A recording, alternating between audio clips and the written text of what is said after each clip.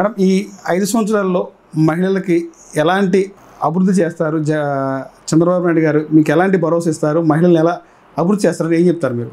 Sir definitely చెప్తున్నా, కేవలం మీకు ఇవి ఇచ్చి మీకు ఇంత ఇస్తామమ్మా ఇంత ఇస్తాము దాంతో బ్రతకండి అనే నేపథ్యం చంద్రబాబు నాయుడు గారిలో ఎప్పుడూ ఉండరు. ఆయన ఏంటంటే ఆయన బాగా నమ్మేది ఏంటంటే మహిళల్లో చాలా స్ట్రెంగ్త్ ఉంటుంది, వాళ్ళు ఏదైనా సాధించగలిగే సత్తా వాళ్ళకు ఉంటుంది, ఒక ఇంటినే నడిపే వాళ్ళు రాష్ట్రాన్ని చాలా అద్భుతంగా నడుపుతారు అని చెప్పేసి ఆయనకి ఎప్పుడూ ఉంటుంది. నాకేమనిపిస్తుంది అంటే సార్, ఆయన చూసినప్పుడు ఆయన లీడర్షిప్లో మీరు చూడండి, ఆయన ముఖ్యమంత్రిగా చేసినప్పుడు చాలామంది ఉమెన్ ఎంటర్ప్రెన్యూర్స్ బయటకు వస్తారు మీరు చూసినట్లయితే. సో నాకు ఇష్టం అనమాట, అట్లాంటి ఉమెన్ ఎంటర్ప్రెన్యూర్షిప్ని ఆయన డెఫినెట్లీ ప్రోత్సహిస్తారు. మళ్ళీ మన ఉమెన్ ఎంటర్ప్రెన్యూర్షిప్ని మనం చూస్తాము, దాన్ని సెలబ్రేట్ చేసుకునే రోజు ఒకటి వస్తుంది. మహిళల్ని నిజంగా మహారాణులని చెప్పుకుంటాం కదా, మహారాణులు కాదు, నిజంగా వాళ్ళకి మీరు అవకాశం ఇస్తే వాళ్ళ సత్తా ఏంటి అనేది వాళ్ళకి నిజంగా ఆకాశమే హద్దు సార్, వాళ్ళు నిరూపించుకుంటారు. అలాంటి రోజు మళ్ళీ వస్తుంది ఈ 5 ఏళ్ల కాలంలో, అది ఒకటి చూస్తాను ఖచ్చితంగా అనేది, ఆ కళ నెరవేరుతుందని అయితే గట్టిగా ఆశిస్తున్నాను సార్. సూపర్ 6 పేరుతో ప్రజలను మోసం చేసి అధికారంగా వచ్చారు. సూపర్ 6లో ఒక పెన్షన్ తప్ప ఎలాంటిది అమలు చేయటం లేదు, మోసం చేశారు, ఎవరు సంతోషంగా లేరు అనేది ప్రధానమైన ఆరోపణ వైసీపీ. నిజంగా సూపర్ 6లో ఒక పెన్షన్ తప్ప అమలు చేయట్లేదు అంటారు. డిఎస్సి అన్నారు, సంతకం పెట్టారు, ఏమీ లేదు. గ్యాస్ విషయం చెప్పారు, గ్యాస్ విషయంలో కూడా కొంతమందికే వస్తాయి అనేది కొంత ప్రచారం జరుగుతుంది. ఉచిత ఇసుక అన్నారు, ఇసుక అనేది బయట మార్కెట్లో బ్లాక్లో తరలిస్తారని చెప్తున్నారు. మద్యం అంతా సిండికేట్లు మామూలుగా అంతా ఓపెన్గా బెల్ట్ షాపులు అమ్ముతారని చెప్తున్నారు. ఊరు వాడ త్రాగునీరు లేని ప్రాంతాల్లో కూడా మద్యం దొరుకుతుంది అంటారు. ఏం చెప్తారు సూపర్ 6 గురించి? మహిళలకి ఏమో ఫ్రీ బస్ అన్నారు, ఆడపిల్లలకి లేడీస్కి నీకు 15,000 నీకు 15,000, అది పెద్ద ప్రచారం అవుతుంది. ఎప్పుడు అమలు చేస్తున్నారు 15,000? కాదు సార్, ఈ స్టేట్మెంట్స్ అన్ని ఇచ్చింది ఎవరు? వైసీపీ. ముందు వాళ్ళు పక్క రాష్ట్రాలు జగన్మోహన్ రెడ్డి కూడా ఇదే మన మీరు అన్నటువంటి వరద ప్రెస్ మీట్లో కూడా నీకు 15,000 నీకు 15,000 ఏ అన్న 15,000 అని చెప్పి అన్నారు, నీకు వచ్చినాయా 15,000 అంటున్నారు. కాదు సార్, జగన్మోహన్ రెడ్డి పక్క రాష్ట్రంలో ఉంటున్నాడు, బెంగళూరులో. అది వదిలేసి ఆంధ్రాలో ఉండమని చెప్పండి, తెలుస్తుంది ఏం జరుగుతుందో ఏం లేదో. మీరు ఇక్కడ ఉంటే కదా తెలుస్తుంది.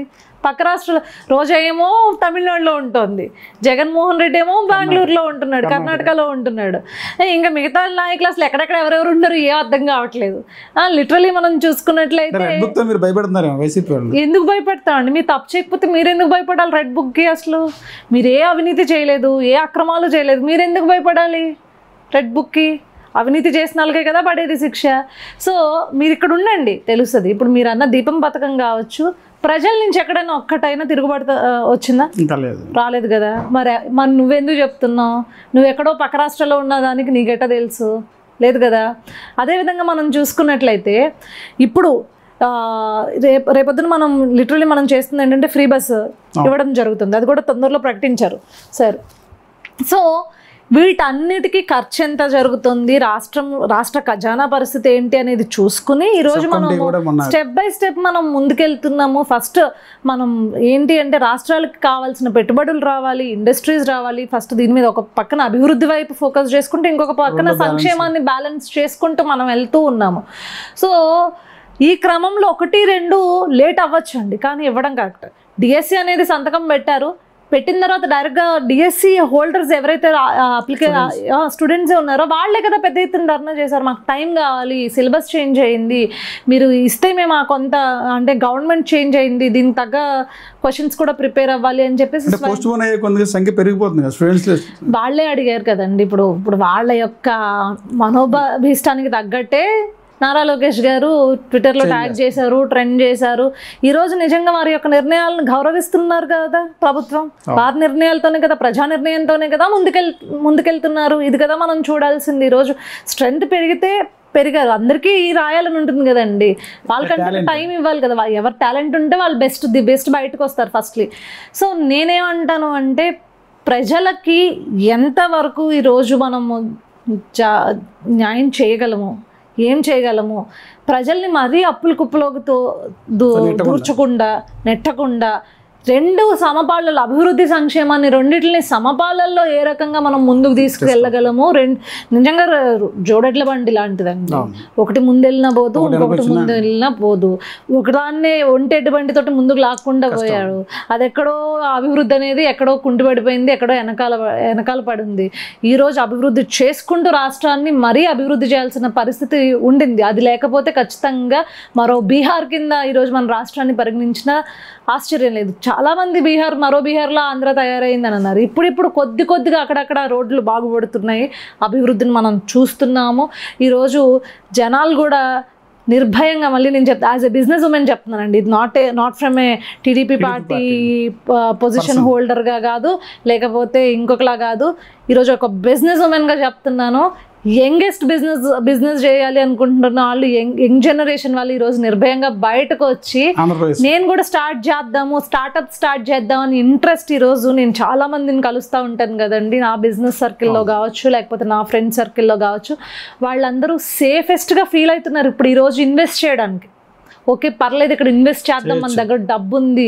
సో వాళ్ళు 10 ఉద్యోగాలు ఇచ్చినా అక్కడ చుట్టుపక్కల బాగుపడుతుంది కదా, 10 ఎంప్లాయ్మెంట్ పెరుగుతుంది కదా. సో ఈ రకంగా ముందుకైతే నడుస్తుంది. సంవత్సరానికి 5 లక్షల ఉద్యోగాలు ఇస్తున్నారు. ఎప్పుడు నుంచి స్టార్ట్ చేస్తారు? 4 ఏళ్ళు 20 లక్షల ఉద్యోగాలు కల్పిస్తా ఉన్నారు.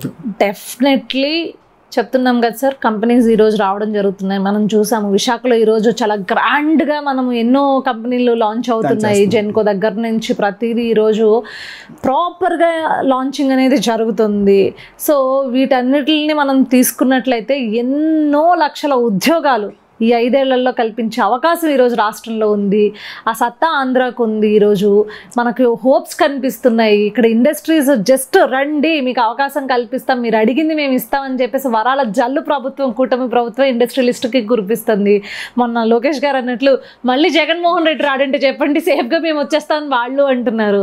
ఒక్క భరోసా ఫ్రమ్ ప్రజలు రాడు, ఆ నియంత రాడు అని చెప్పేసి వాళ్ళకి ఒక భరోసా వచ్చింది అంటే డైరెక్ట్ అక్కడ నుంచి ఇక్కడికి ల్యాండ్ అయ్యే పరిస్థితి ఈరోజు ఇండస్ట్రీస్ ఉన్నాయండి. మేడం ఫైనల్గా చెప్పండి, గత 5 ఏళ్ల పాటు ఎవరైతే కష్టపడ్డారో వాళ్ళని మేము గుర్తుంచుకుంటాం, పార్టీ గుర్తిస్తుంది అన్నారు. గత 5 ఏళ్ళు మీరు చాలా పోరాటం చేశారు. నామినేట్ పోస్టులో భవిష్యత్తులో ఉండవాలని విషయాన్ని చూడొచ్చు అంటారు? తెలీదు సార్, అడిగి ఉంటే పోనీ నేను ఏమన్నా ఈ ఆన్సర్. కష్టపడిన వాళ్ళకి ప్రతి ఒక్కరిని పార్టీ గుర్తిస్తుంది అన్నారు.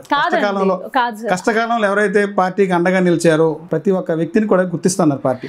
చంద్రబాబు గారు చెప్పారు, లోకేష్ గారు చెప్పారు, పదే చెప్పారు. అది కరెక్ట్. నేను ఆ స్థాయిలో మీరున్న, ఆ లిస్ట్ లో మీరున్నారంటే నేను అదే చెప్తున్నా. అడగందే అమ్మైనా బెటర్. నేను అడగలేదు బేసిక్గా. నేను వెళ్ళి పాపం నేను ఇప్పటికీ గెలిచిన తర్వాత ఇద్దరు నాయకుల్ని, నా అధినాయకుల్ని కలవాల. అంటే ప్రతి ఒక్కరికి ఒక లక్ష్యం ఉంటుంది, రాజకీయంగా కొంచెం ఎదగాలి, ఉన్నతమైన స్థాయిలో పదవులు ఉండాలని. ఏమో నా కాన్ఫిడెన్స్ ఏంటి అంటే నేను చేసిన వర్క్ వాళ్ళకి తెలుసు, నేనేం పని చేశానో వాళ్ళకి తెలుసు.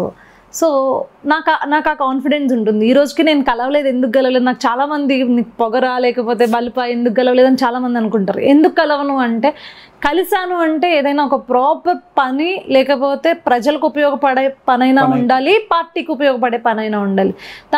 దానికోసం కలిసిన ఇది ఉంది. నేను ఊరికూరికనే పార్టీ ఆఫీసుల చుట్టూ తిరిగే క్యాండిడేట్ కాదు, నా వల్ల కాదు అది చేయడం. ఊరికూరికే లీడర్ల చుట్టూ తిరిగి వాళ్ళ ప్రాపకాల కోసం నేను వెళ్ళే ఆ టైపు నా సిద్ధాంతం కాదు. మనం వెళ్ళి నిజంగా ఈ పని మనం చేయగలమని ఒక పని అప్పు చెప్పండి, 100% నేను ఆడ కూర్చొని చేస్తా. సో అడగందే అమ్మాయిన పెట్టదు. నేను నిజంగా ఇప్పటివరకు అడగల. కానీ నేను చాలా సంతోషంగా ఎందుకున్నాను అంటే, నామినేటెడ్ పోస్ట్స్లో మీరు చూసుకున్నట్లయితే ఎక్కడైతే మాచర్లలో గాయపడిన అంటే ఎదురొడ్డి ఓటింగ్కి వెళ్ళి అక్కడ ఆ మహిళకి ఇచ్చారు చూడండి, ఎస్ నాకు వచ్చినట్టు ఫీల్ అయ్యాను నేను. ఆ పదవి ఆవిడకి ఇచ్చినప్పుడు లిటరల్లీ చెప్తున్నాను, ఎస్ అలాంటి ఆవిడకి ఇచ్చినప్పుడు నాకు వచ్చింది పదవి అనే ఆ రకమైన ఆనందం ఈరోజు ఉండింది సార్. తెలుగుదేశం పార్టీ మనిషి అనిపించుకుంటే గౌరవం సార్. మీకు అర్థం కావట్లా, పదవులు అక్కర్లా, పదవులు అలంకారం కాదు. ఈమె తెలుగుదేశం పార్టీ మనిషి అనిపించుకుంటే ఎంత గౌరవమో తెలుసా మీకు? నాతో పాటు బయటికి రండి, నేను చూపిస్తాను. నన్ను ఎవరైతే కార్యకర్తలు ఉంటారో నన్ను హక్కును చేర్చుకునే విధానం ఉంటుంది. మా అమ్మాయి అని హక్కును చేర్చుకుంటారు చూడండి సార్. ఆ గౌరవం నాతో, నేను ఏది కాదు అయినా వచ్చి నాతో సెల్ఫీ తీసుకుంటారు చూడండి సార్. అది ఆ గౌరవం, ఆ మర్యాద ఇంకొక ఏ పార్టీలో ఉన్నా రాదు సార్. నేను మళ్ళీ చెప్తున్నాను.